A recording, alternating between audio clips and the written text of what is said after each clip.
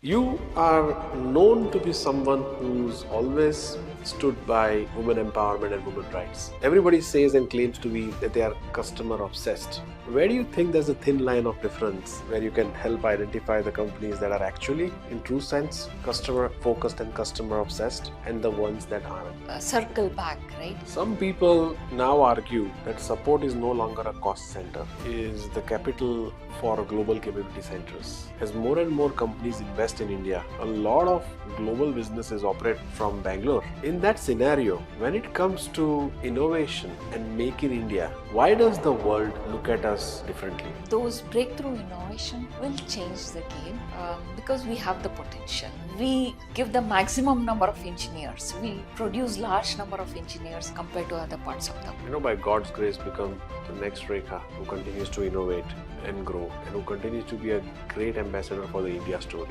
What would you advise to this person? One mantra I think I have always stuck to is invent, reinvent to stay relevant. And customer success, the term itself, and customer experience, or rather say customer support, where is the thin line of difference in these nomenclatures? I mean, success is more seen as a proactive. Customer support is seen as a reactive. The trait you hire for that doesn't show up on a resume. It's about growth mindset.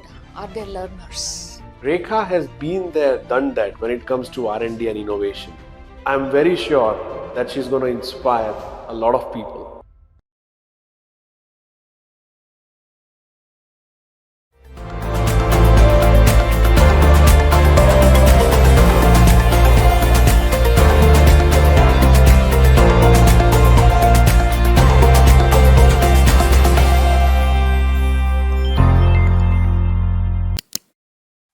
Ladies and gentlemen, welcome again to the Sunny Shah Show.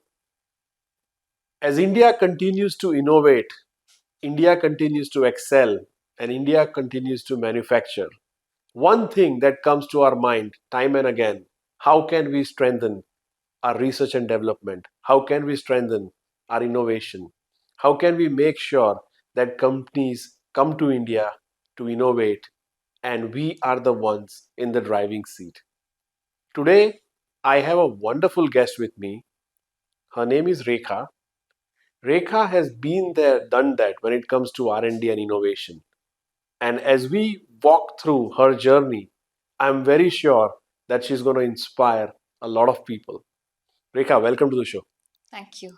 Thank you very much. Thank you so much. I know you travel a lot, but thank you so much for spending time with us today on a short notice. It means a lot to me and my audience.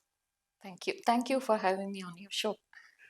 Rekha, we will try to learn more from you because the way I look at your journey, I've been reading about you, I've been doing some research about you. You have an arc in your journey where you started from engineering and you got into technology, but one thing that you never stopped was research and development and innovation. As India houses more than 2,000 global capability centers,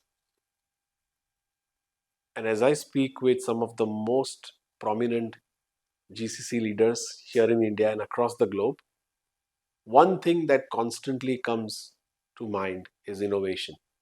How can India continue to do better when it comes to our innovation capabilities? And who better than you to answer those questions? So I have a lot of curiosity with which I wanted to start this episode. And as we walk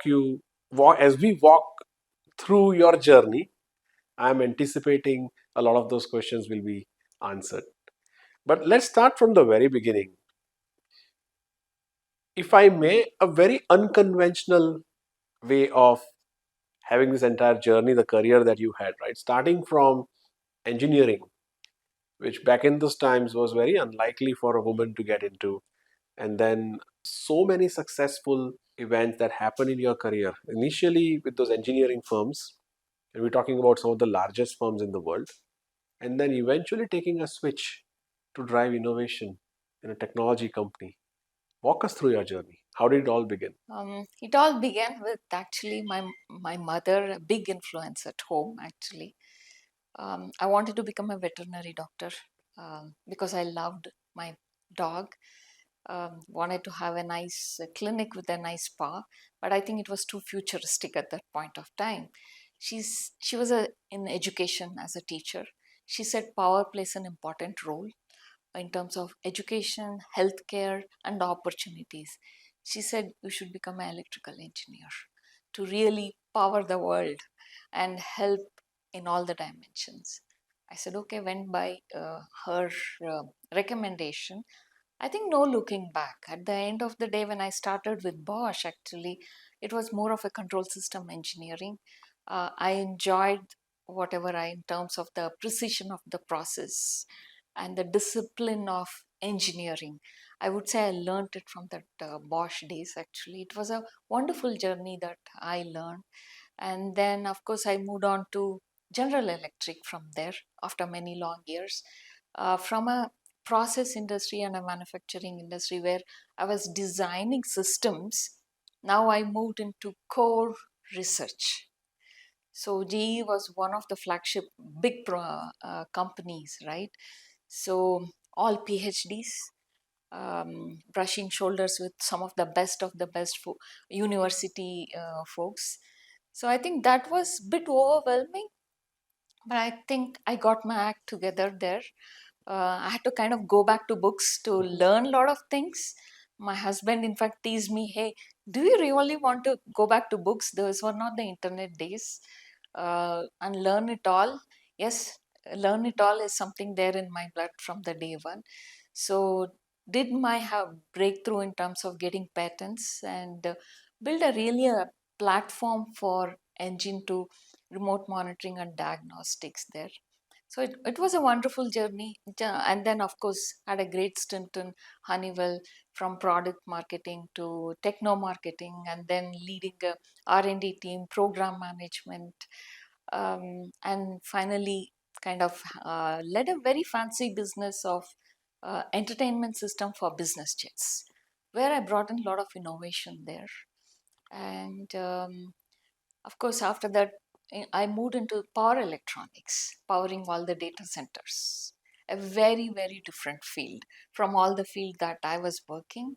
So, led one of the world's best team, Schneider Electric, where the power electronics is one of the niche area. So, of course, we churned out a lot of great products there.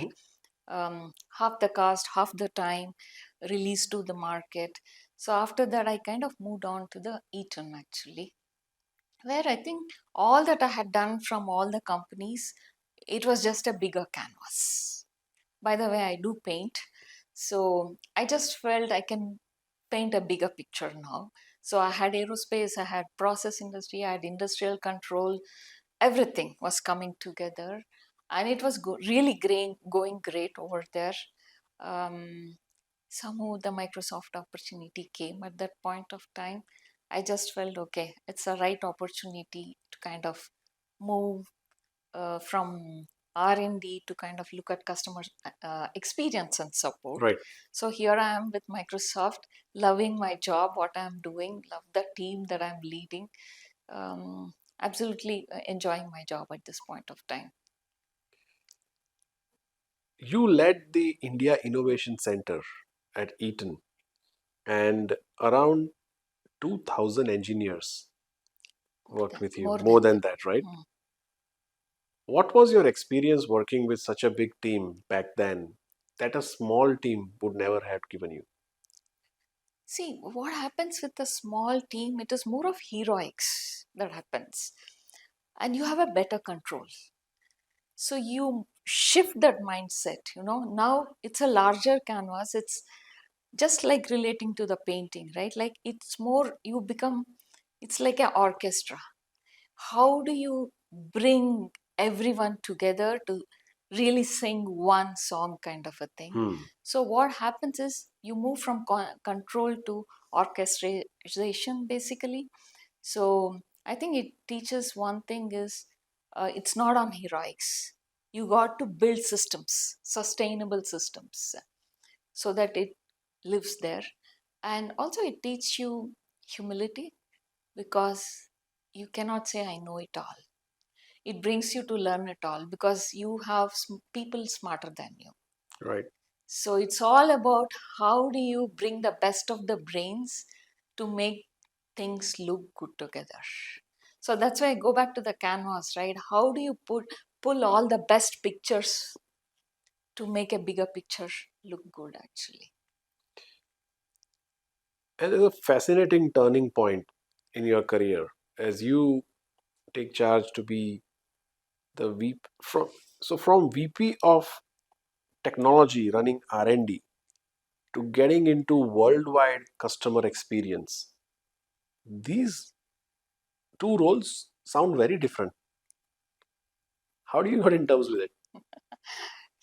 Mm, See, actually, while I've been in R&D developing products, it was all about features, right? When it comes to customer experience and support, it's about frictions because especially support is all about pain points of the customer. The rubber hits the road. The product has hit the customer now. It's all about the adoption and is it giving the value and what are the complaints that are coming in? How do you respond to Hmm. that? It kind of completes that arc, right? From originating an idea to now to really see how this product is getting used and also is it giving the value at the end of the day, right? We focus on revenue, fair, but I think what is more important is are the customer getting value from the products you are built? Are they trusting your product? If they are doing it, the revenue will automatically grow. So I think I just felt it's a nice arc that completes this whole thing. So But you build a very successful career in R&D and engineering part in the earlier phase of your career. Did you ever feel that you were leaving something behind as you took an ambitious step to move into this role of yours? not really, because it's at the end of the day, engineering is what? Solving problems. Right. So leaders are continuously dealing with challenges, dealing with constraints. It's finally solving the problem. So I think what really helped me was bringing that precision of engineering, bringing that Six Sigma, bringing Hmm. that Kaizens, the continuous improvement, what I learned there to apply in this world. In fact, I led a large operation excellence initiative where I am working right now. And really, it became a real big blockbuster program. How it helped essentially was all the learnings I had from my past experience, right? That's what really helped to solve that bigger problem. So I wouldn't say that I had any second thinking in terms of I'm leaving engineering. I think engineering is about problem solving. So I don't feel I've left engineering. I continue to drive innovation even in this space. And in fact, my team has filed for patents and disclosures in customer experience and support.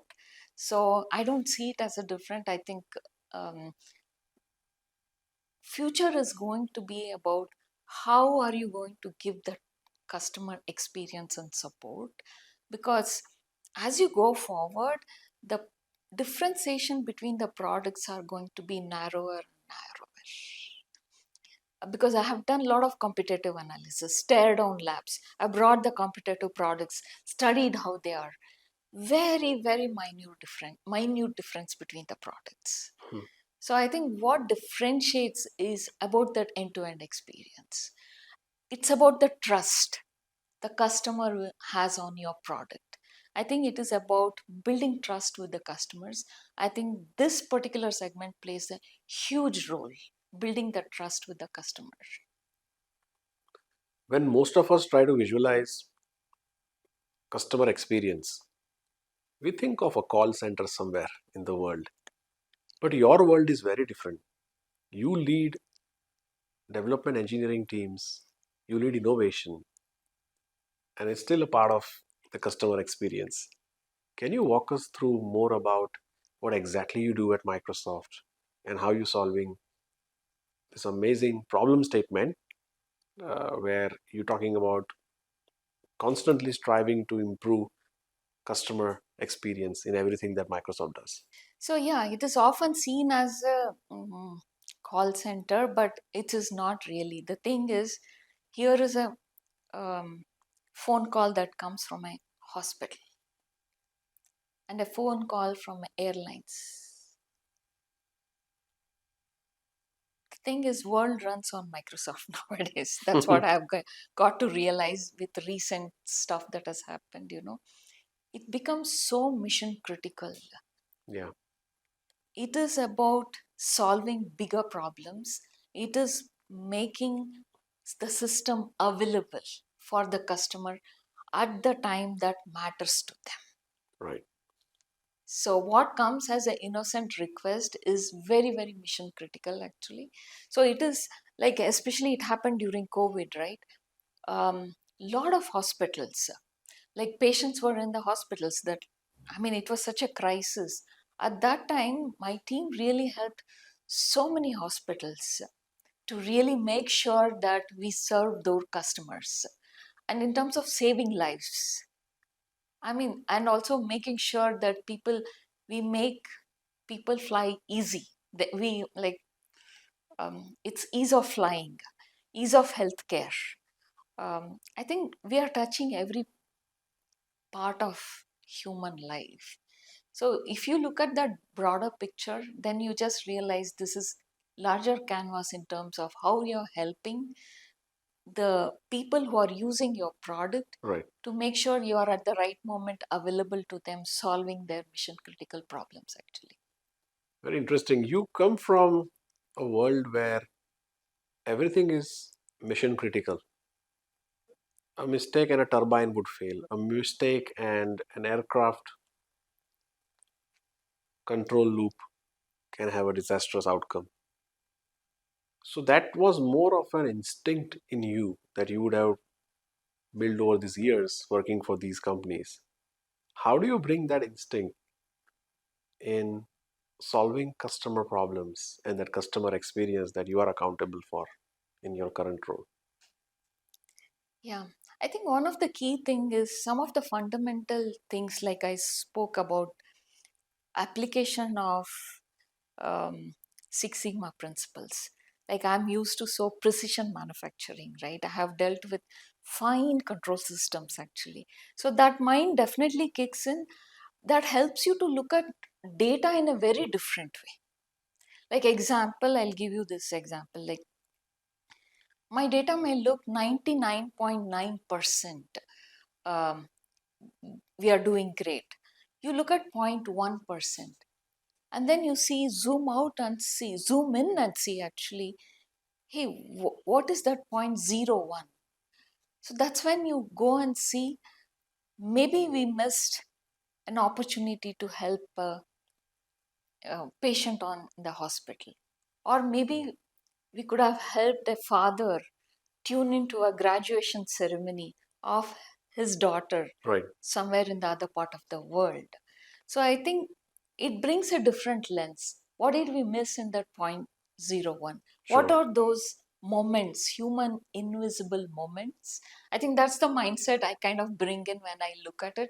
You just don't brush 99%, we are good, but that 0.1, what are those opportunities that may lead to different breakthroughs in innovation actually.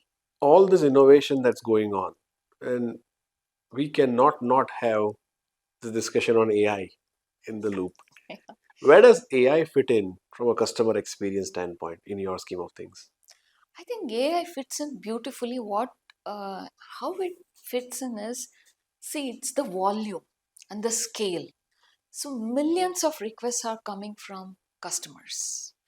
So where AI can help is to kind of digest that, understand the patterns, understand those aspect of it, and help to elevate that experience by helping the engineers with the ready data that it can take.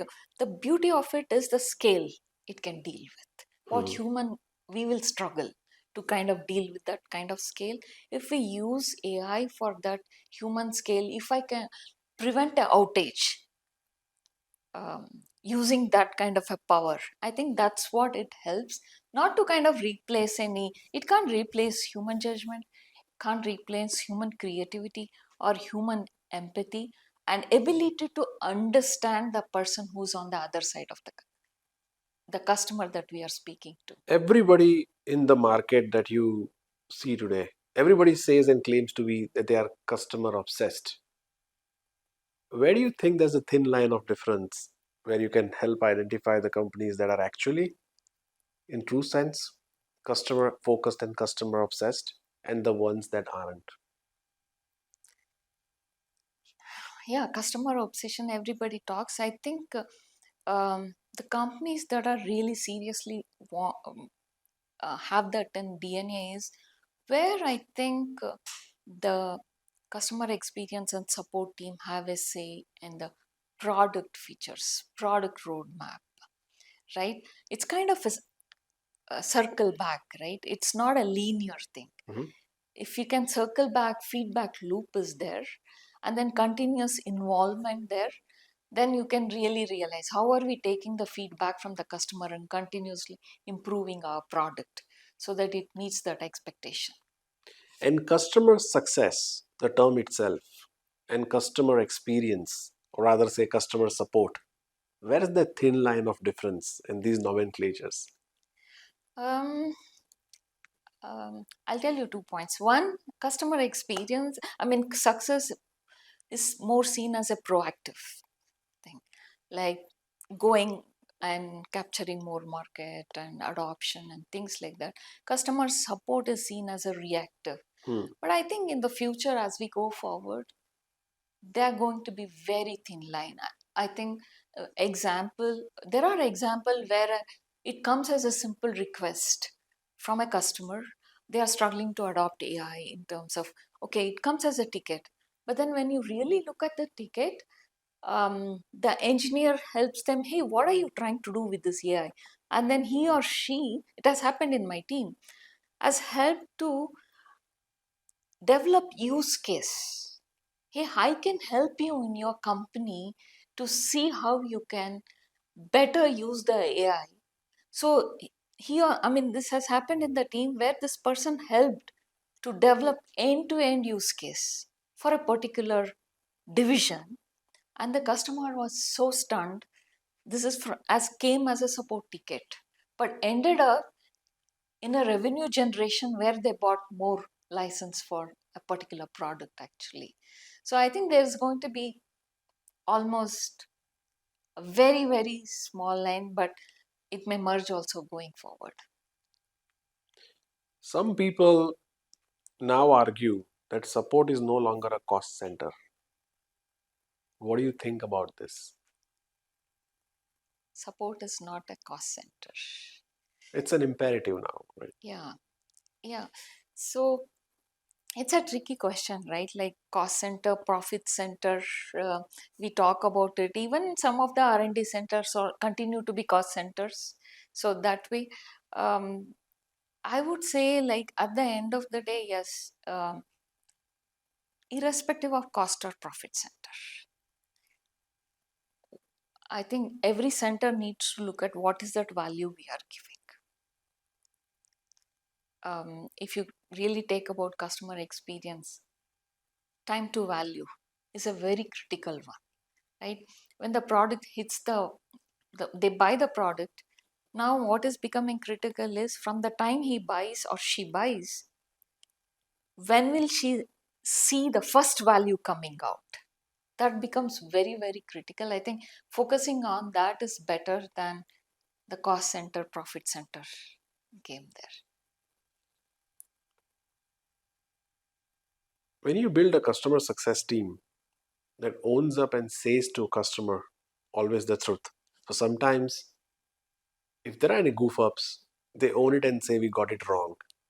And when you build a team that is that honest, that believes in that transparency with customers, what's the mantra behind it? How do you get it right as a culture?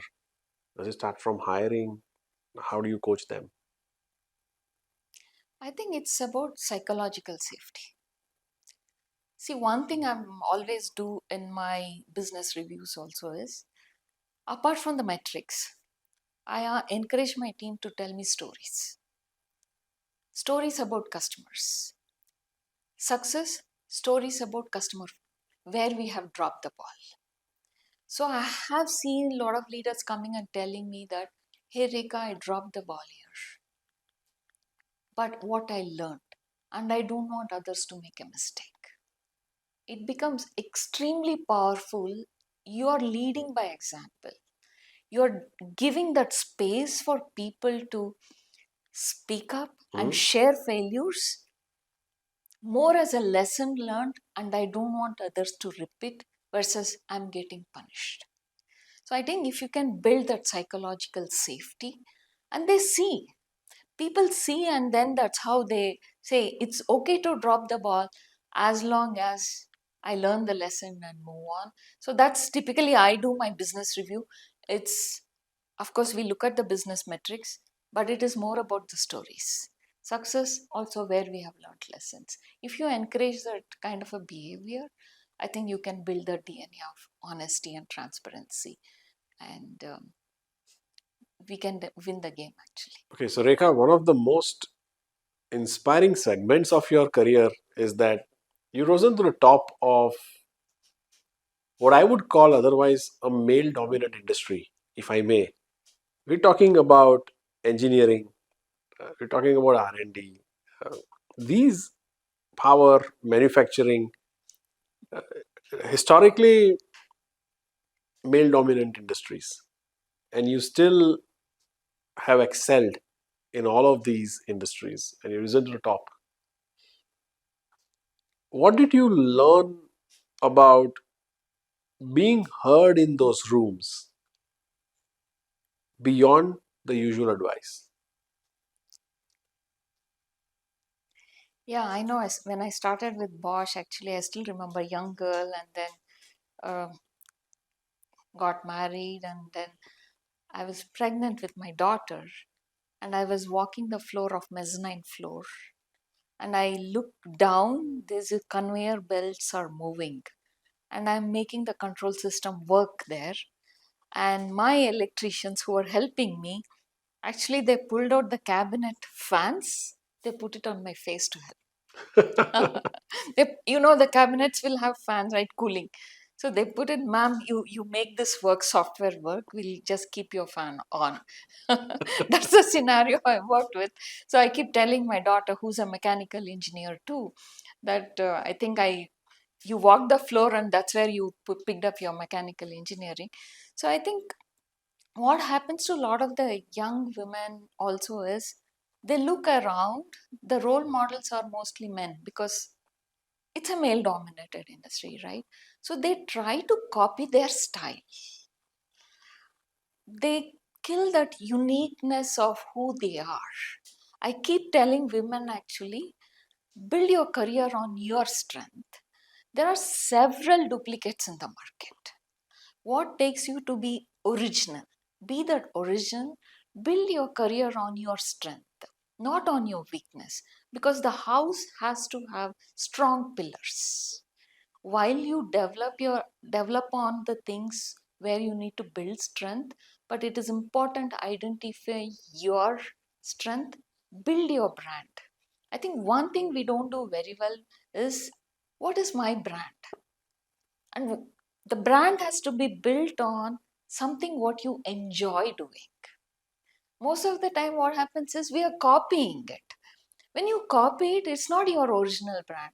And then after 10 years, you look back and see, who's the stranger? I have modified myself so much. I don't recognize with the person that I have become now. It should never happen to anybody. That will be a very sad state. So I always encourage my, whether it is male or female, right? I always encourage my team to build on your strength, be original. I think that uniqueness is what will take you there. Be courageous. When you are speaking up, like, articulate it well with data, have your allies, do your homework. You want to get into a room and you want a convincing answer, make your homework earlier only. Do not just innocently enter the room.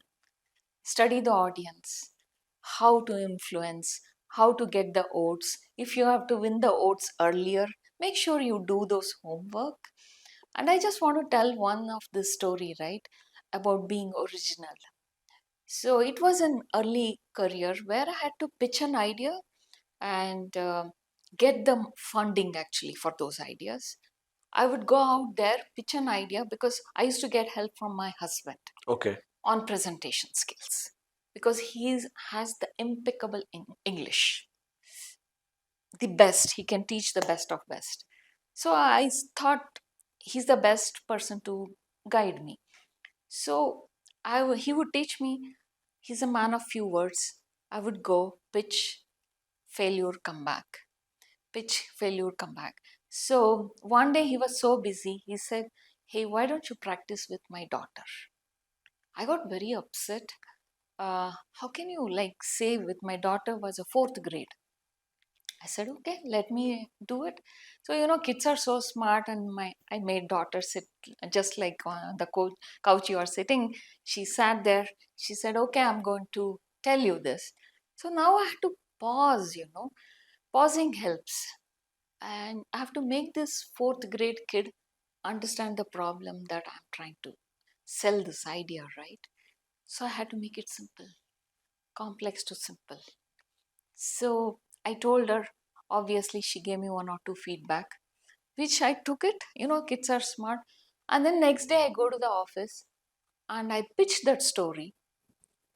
Success, I got the funding. And then I come back home and tell my husband, he said, like, you don't need me because your style is different. My style is different.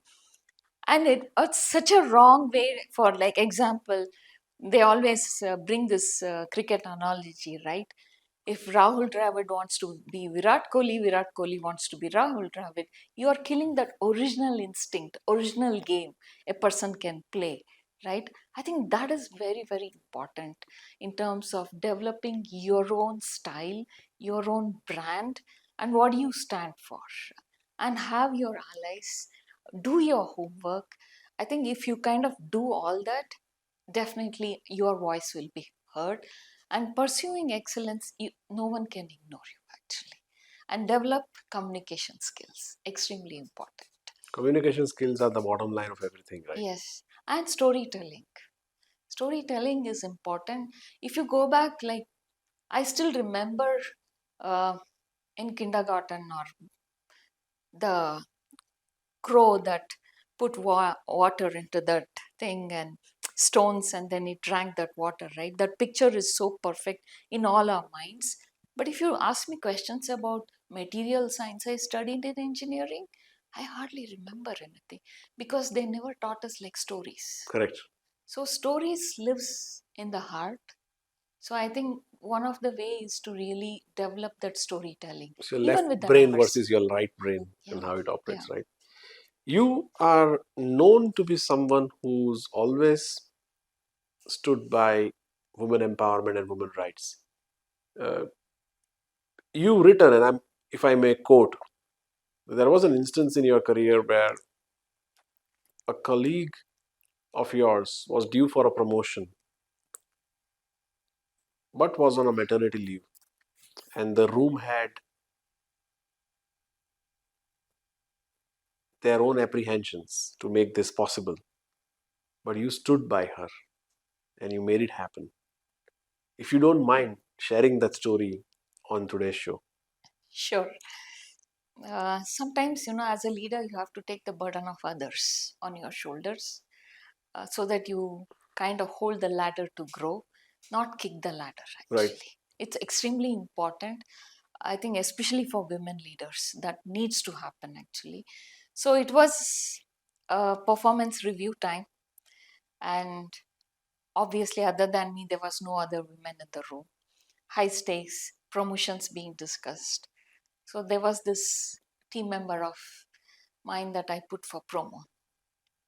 Outright rejected because she was not available for X number of months because of maternity leave. Kind of standard practice that used to just, yeah, by the way. Then I just felt like I had to put my voice out there, right? So I had done my homework. Mhm. In the 6 months that she worked in year, what exactly she had done, the impact that she had created. Sure. It's more about impact rather than quality versus quantity. Sure. So the moment I talked about the quality of the work and the impact, still they were not all the heads were nodding, but I saw one head nodding. So you latch on to that. And then I had to really make him, what's your point of view? When there is one head nodding there, it's like you hold on to that straw, right? And then he spoke up. Suddenly, people who are aligned started, everybody said, yes, yes. And then we did promote that person actually, which I still feel I'm so proud of that moment. I think three things, right? One, in terms of you do your homework before you go there. Second, courage to speak up. I could have just kept quiet. Third thing is the responsibility that you carry on your shoulder. To me, I think as a leader, it is more about helping the team to grow. Mhm. Of course, business performance is always there. We'll get it done. If you take care of the people, they will step up in hard times. Stronger bridge carry heavier load. Weaker bridge can't carry heavier load. So if you build a strong team, they will step up for crisis. They will do the work. I think that's a philosophy I always do. So have that kind of a conviction and move forward. Definitely we can make the difference. India today is the capital for global capability centers. As more and more companies invest in India, a lot of global businesses operate from Bangalore.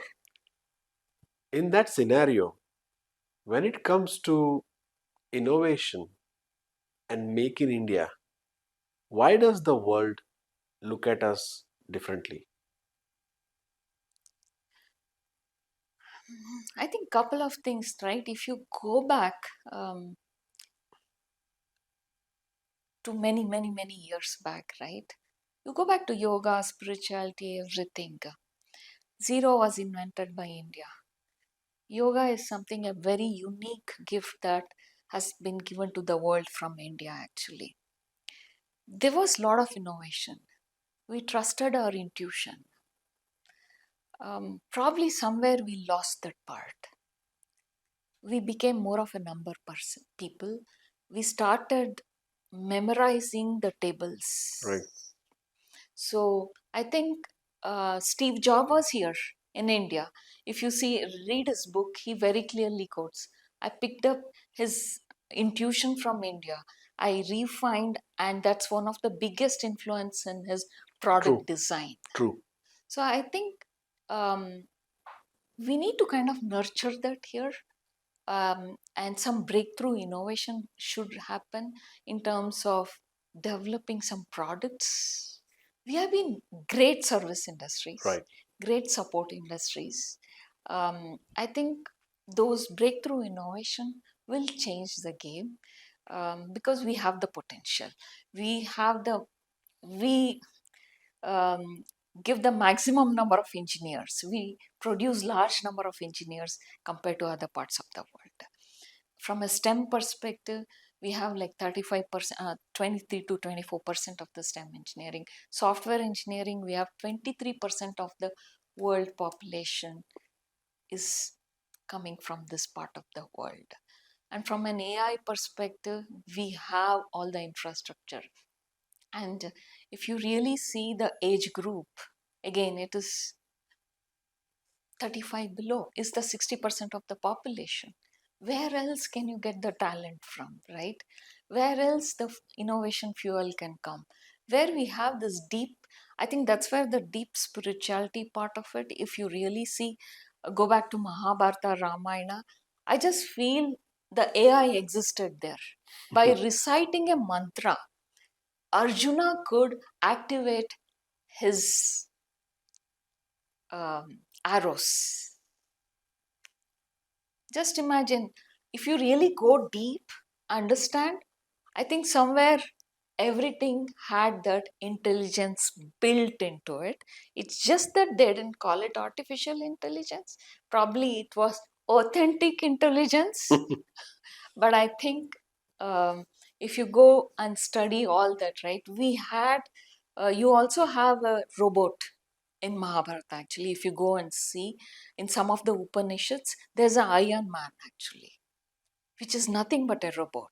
So those innovations really existed there then. I think we just have to kind of nurture that intuition that is kind of little dusted. Bring that on. Sure. With the engineering mind that we have, we should be able to really kind of have those breakthrough innovation and contribute to the world actually. Very nice. You said you have a daughter. Let's say there is a 20-year-old watching you today who wants to take inspiration from your journey and, by God's grace, become the next Rekha who continues to innovate and grow and who continues to be a great ambassador for the India story. What would you advise to this person? I think dream big.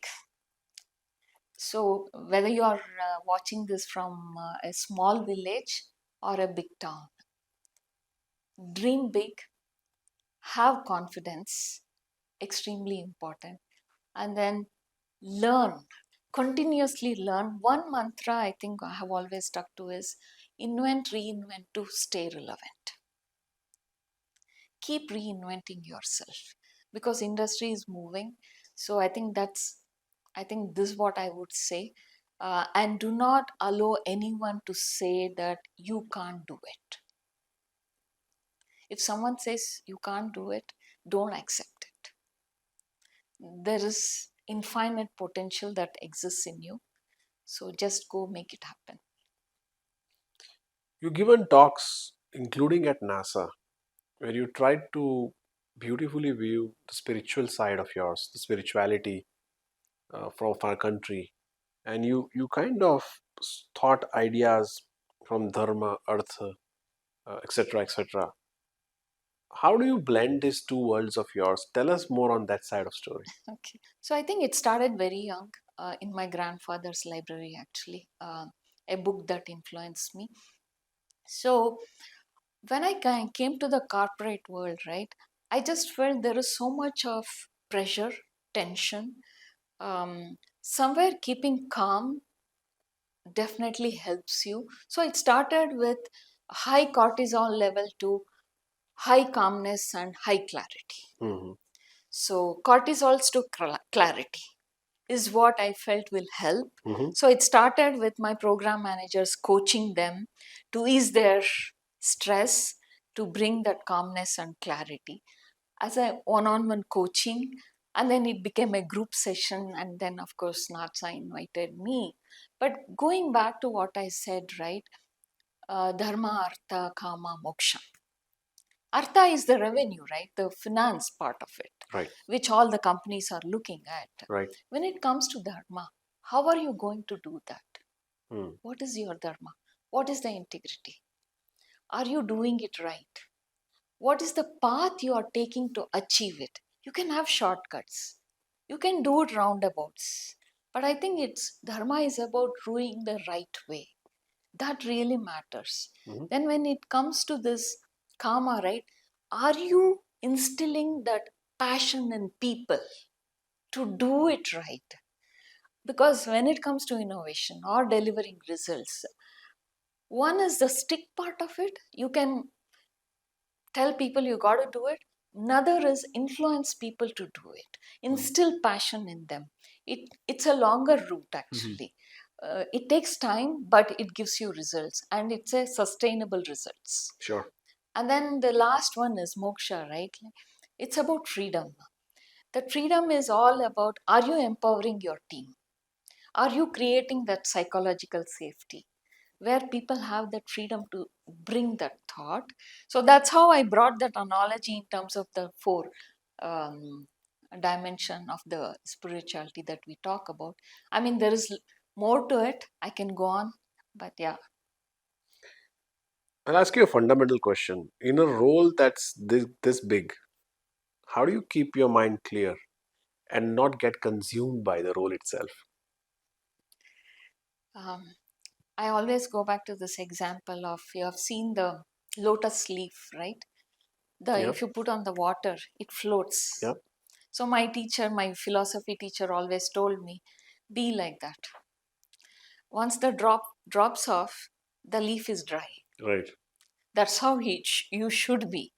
And Ramakrishna Paramhamsa told, actually, it's a story where uh, people who know jackfruit, I don't know whether you have tried your hands on jackfruits, you got to apply oil Hmm. before you start cutting and opening. So Ramakrishna Paramahamsa said, apply oil before you remove the fruits from the jackfruit. Life is like that. Hmm. Somewhere, some kind of dispassionate um, passion has to kick in, that you see that life is, I mean, what you're doing is not you. The project and you should not become same. True. Project, you should be able to say it differently. So some of good practice is morning time that I spend with little bit of yoga, with my long coffee, with my husband. Yeah, some little practices helps that morning sanctuary for me. Yeah. Wonderful. With this, Rekha, we'll move to the fun segment, which is a rapid fire. I'm going to throw a few sentences or few words to you, and you Okay. have to respond very quickly with Okay. whatever comes to your mind. Okay, sure. So you're for it? Yes, let me sip of water. Engineering or empathy? Which one is harder for you to teach? Empathy. And why? Engineering is logic. It's about equations solve. But empathy is harder to teach. It's a behavior. It is trying to ask a person to put in others' shoes to appreciate. So harder to teach it. One word your team would describe you as? Present. Present. So you live in present. Both. Present and present. Okay, present and present. Wonderful. The last thing you searched on the internet? About you. Glad you did that. A leader, living or dead, you'd want to learn from? This is a very bold one. I would love to have Mukesh Ambani. Mukesh Ambani. Yes. As a part of your team? Yes. It's not for the billionaires that he brings. Mhm. I think it's about the vision he has, the scale, execution, resilience, humility, anchored around that humbleness. I think he has it all. So I don't know how he makes it so good. So I would love to have it. Bengaluru in one word. Becoming. Nice. The trait you hire for that doesn't show up on a resume. It's about growth mindset. Are they learners? Right. That becomes extremely important. Interesting. Coffee or chai during a crisis? Coffee. I grew up in coffee estates. Fantastic. A Sanskrit word every leader should know. Viveka. Viveka. Viveka means basically your ability to differentiate between the truth and the non-truth, the right and the wrong. Interesting. Yeah, the long term to short term. So your ability to kind of bring that. There's no equivalent word in English, but you can close as wisdom. But it's mainly your ability to differentiate. If there is a younger version of you looking at who you are today, what would you guide her differently that she could do in your past times that would make her a better person or a better accomplished leader than who you are today? Of course, see, we all do mistakes, right? But for a younger version of mine, I wouldn't advise anything different. because I always feel um, you should never look at your things that you didn't do it right as a failure. Learning from that what makes you enriched. So I always say, like, don't visit past saying that I could have done it better. Right. Right, my father was a cricket player actually. Of course, he was selected for Ranji, but not allowed to play because those days cricket was not a revenue generating stuff. So it was just a game. So he always used to, he taught me one thing. To my mother, who used to worry a lot, he would tell me that um, Anu was my mother's name. Anu, it's like we both are on the crease. Now the ball is coming at you. If you think about the last ball, how you have played, and repenting, you're going to miss the focus on this ball. Or if you think about the future ball that is going to come, you're going to lose the focus on this. The ball is at you. Just look at the ball, bat it well. So for me, I think that's the biggest lesson that he taught me. I would say for younger of myself, be confident, be courageous, continue in the journey. There'll be falls and ups and downs, but there is always lessons that you're picking up. And well, I'm sure you won't have much to guide your younger version because you had a stellar career, and I could only see inspiring stories from your journey. With that being said, Rekha, we come to the end of today's episode, but I'm really thankful the way you have, in a very systematic manner but extremely honest way, given us some ideas, a lot of thought provocative points that you made that we can reflect upon. Um, and the way you blend spirituality into corporate life and the way you stick to basics. One trait that I also learned about you while you were talking is you are actually a very good listener, and that probably makes you the person that you are. You are quite analytical. That example that you gave me about how you helped a woman get her promotion, what I could saliently understand from that example is you are an opportunist, you observe the circumstances, you are street smart enough to make the right move, and all of these qualities of yours are actually helping you become the person that you become. India, from a next 20 years standpoint, if we are to look at the next 2 decades, I really want India to excel at innovation and manufacturing. As much as we have done in other areas, this is one area where we quite not there. But it is leaders like you, Rekha, who can make this possible. So as you grow into your career, I am sure your giving back to the society, to the Mother India that we all belong to, would be your contribution in being that torch bearer and guiding a lot of future generations and a lot of companies, which hopefully take us to where I aspire India to be when it comes to manufacturing and innovation.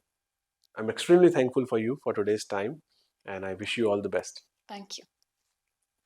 So, ladies and gentlemen, that was Rekha. I hope you learned and took a lot of inspiration from her journey. If you are a future innovator, if you want to practice research and development from India, I'm sure this episode would have added a lot of value. If you are watching my show for the first time, if you haven't subscribed to the channel yet, please do so now and click on the bell icon below so that any new conversation that we put on is always appearing on your screens. Until then, this is me signing off. Thank you so much.